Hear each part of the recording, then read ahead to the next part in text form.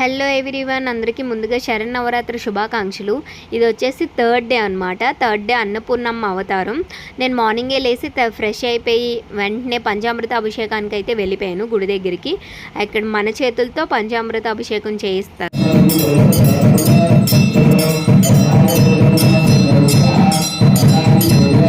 అభిషేకం తర్వాత అమ్మవారు అయితే దర్శనం ఇచ్చారు, దండం పెట్టి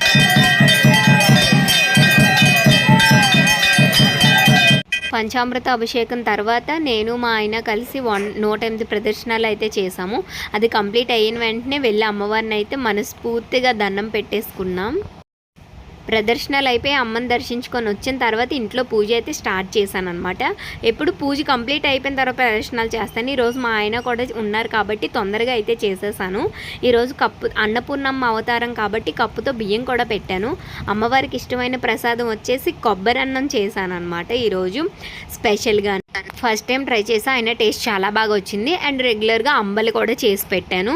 అండ్ అది వచ్చేసి ఈరోజు అన్నపూర్ణమ్మ అవతారం కాబట్టి నేనైతే గిన్నెతో బియ్యం పట్టుకొని అన్నపూర్ణమ్మ దగ్గరికి అయితే అభిషేకం చేయడానికి వెళ్ళాను. ఇది మన టర్న్ అనమాట బియ్యం పోయడానికి. అలా బేసిన్ పట్టి అమ్మవారిని పెట్టి అందరితో బియ్యం అయితే పోయించారు. చాలా హ్యాపీగా అనిపించింది.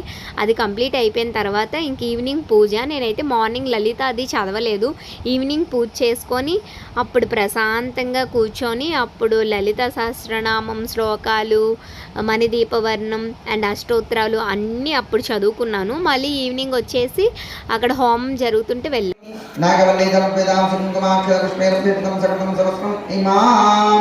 నారికేళ ఫల మహాహుదం సమర్పయామి. నమః స్వాహా.